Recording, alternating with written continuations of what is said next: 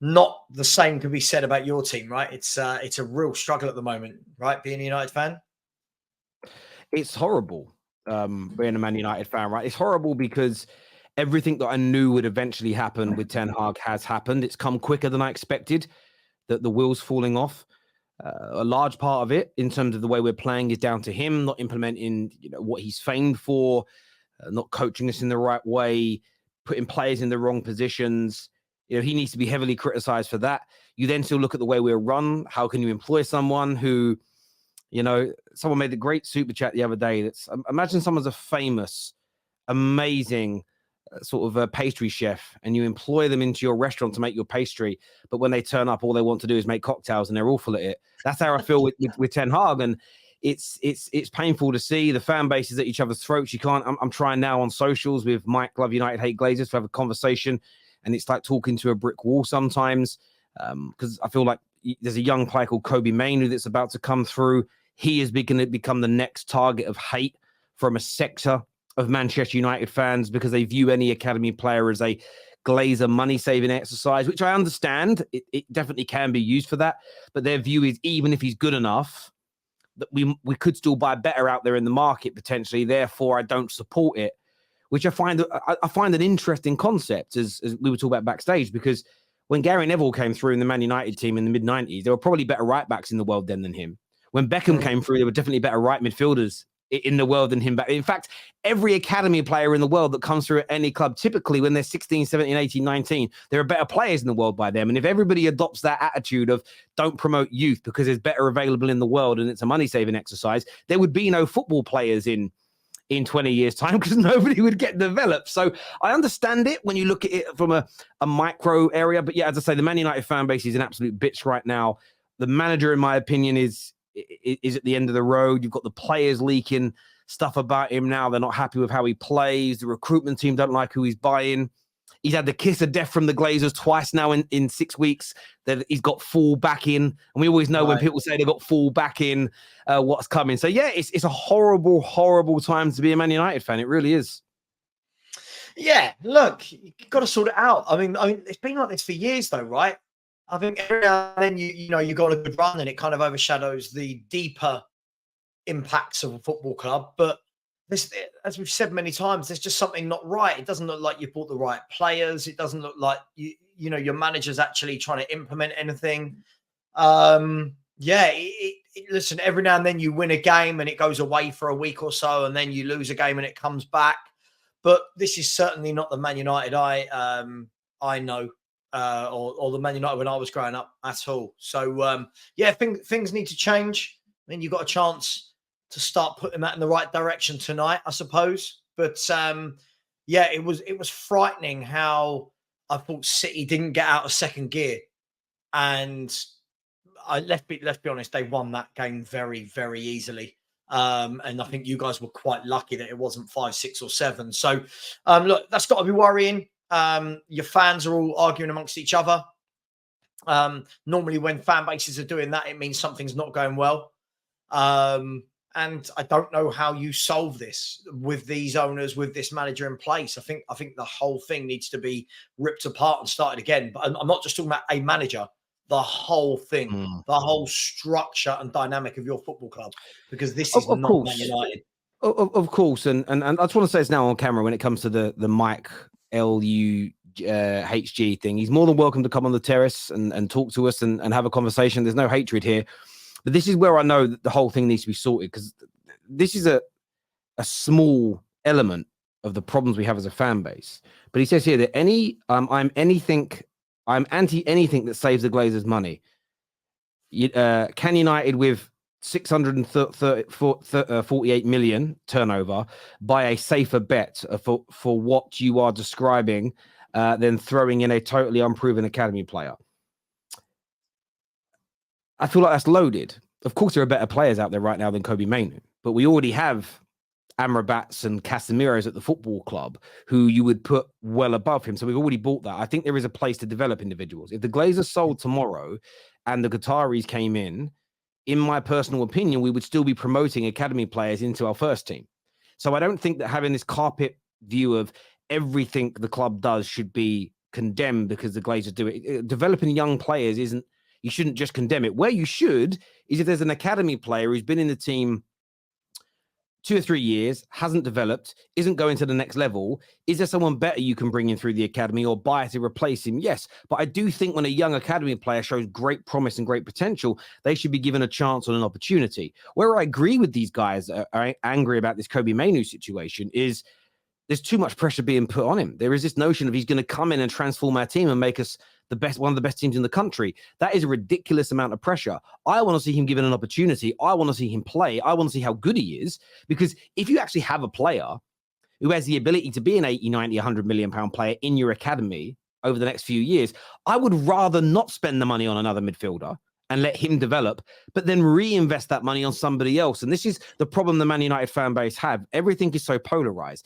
There is a conversation to be had if we stop being so rude to each other. And I know I'm guilty of that sometimes. It isn't this carpet ban on don't promote anybody from the academy because it saves the Glazers money is wrong because you could miss out on great talent. But this idea that we shouldn't replace academy talent with better individuals at some stage is also ridiculous. And this is what you see it right now. Sack the manager. No, it's all the Glazers' fault. The Glazers run the club and have done a terrible job. That doesn't excuse Ten Hag from the poor mistakes that he's making. But equally, don't think by just getting rid of Ten Hag, the club is going to be fixed because we're still being run poorly. Man United fans are a huge problem at this club, and both sets hate me. The positive ones hate me, the negative ones hate me. And that tells me I'm doing something right. Because this idea that it's nothing's on the Glazers or this idea that nothing's on the players and the manager is absolutely horrendous. And that all it does, by the way, all that energy does is help the Glazers keep the club for longer. It really does, because the fans are too busy fighting with each other rather than having constructive conversations. So, yeah, it's a horrible, horrible time to be a Man United player. And two things can be right at once, right? Like from what you said there, two things can be right at once. Look, for me, Ten Hag's a very poor manager. Listen, I thought what he did at Ajax was good.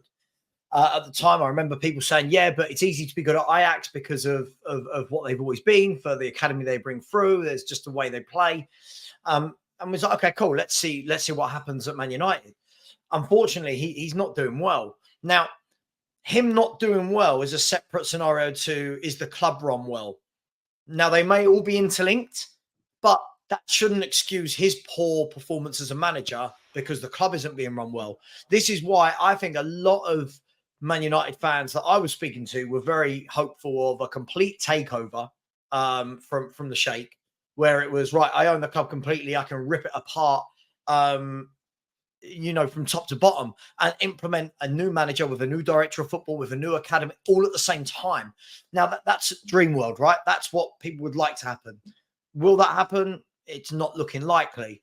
But something's got to give because, you've got too good of players to be playing the dross you're seeing. And it is. There's nothing to the way you're playing. When you win games, it feels to me like you're winning games because you've got bigger guns. I was always taught when I was younger, big guns. Teams have big guns. Like we had Kane and Son for years. They were our big guns. The rest of the players, you go, whatever. United have bigger guns than most of the teams they play. But when you're coming up against the better teams, you're being found out massively. And look, the difficulty when you look at the Kobe Mainu thing, I don't know a lot about him, so I can't talk about whether he's good enough, whether he's not, whether he should be playing. I don't know. But it is difficult when you bring in young players. Ideally, again, the world's not ideal, but ideally, you want to be bringing in those young players into what is a settled team.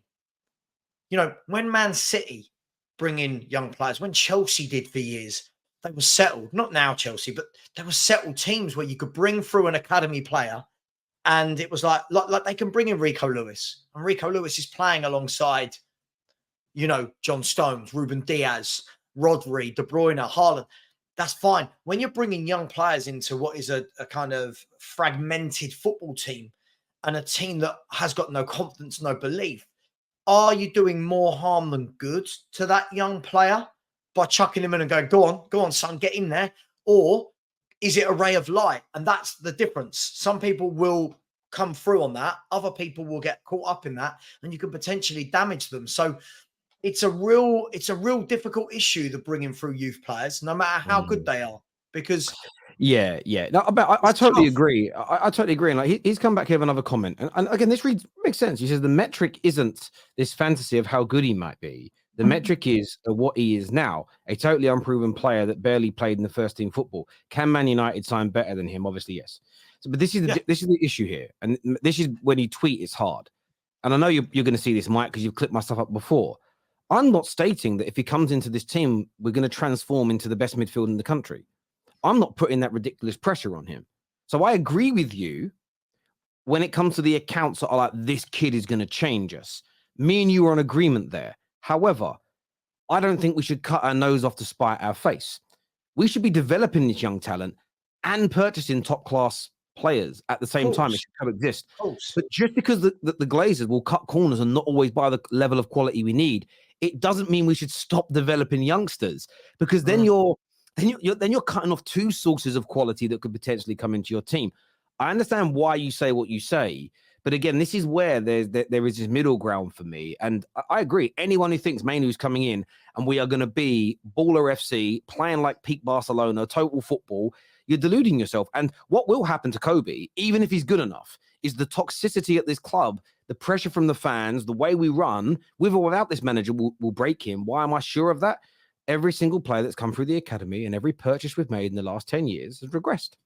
Even if they've had a spike or an improvement at points, at some stage they regress. So for me, that's why when people go, it's all on Ten Hag, it's like, well, no, you're wrong. In terms of tonight, do you think this could be Ten Hag's last game? Do you think that this could, if we were to get beat defending the holders of the Carabao Cup, if we were to get beat at home to Newcastle, do you think that could push his tenure at United over the edge? I think with these things, it's always how you get beat.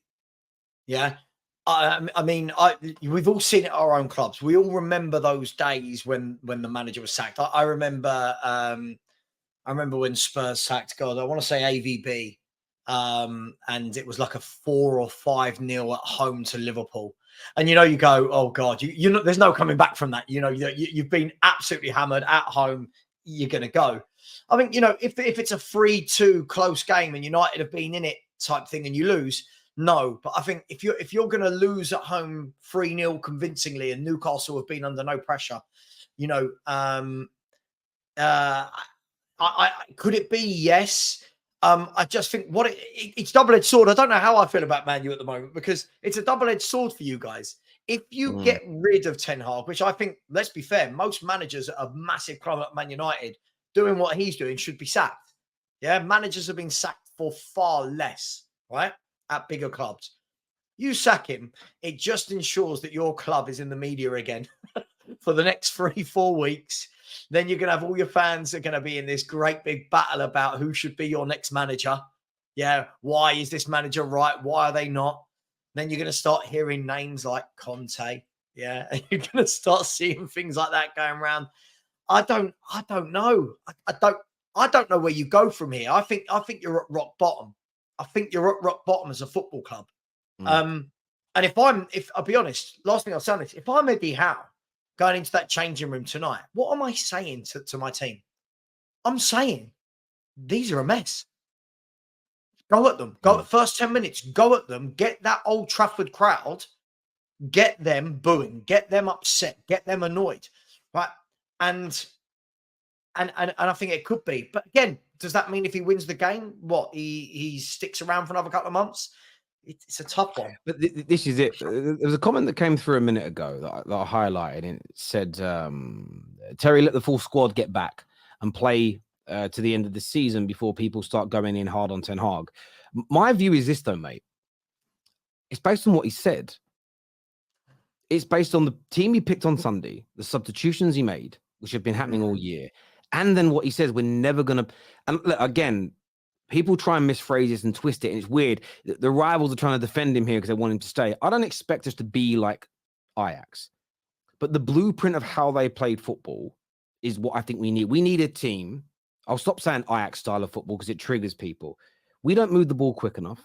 There is not enough movement off the ball from our players. We have terrible shape in and out of possession.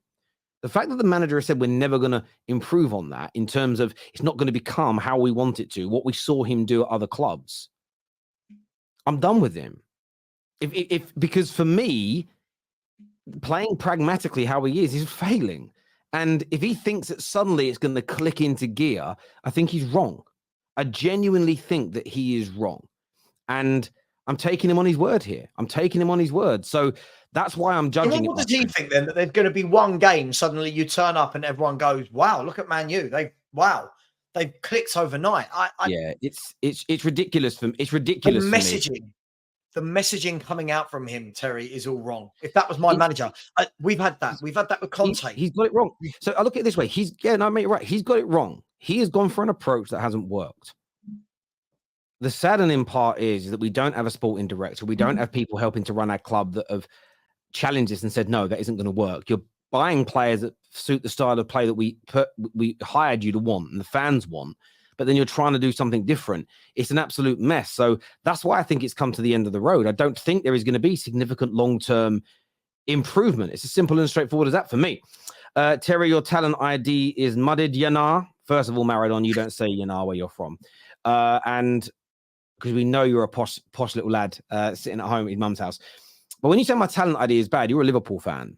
So before you guys signed him, I said Darwin Núñez has got serious talent. I'm someone that thinks Mo Salah is one of the greatest players to play in the Premier League.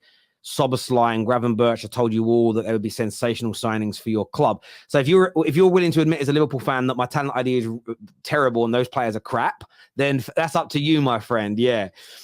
Bruno is an amazing talent. We need Bruno to start every game. That isn't what I said, but nice lie, my friend.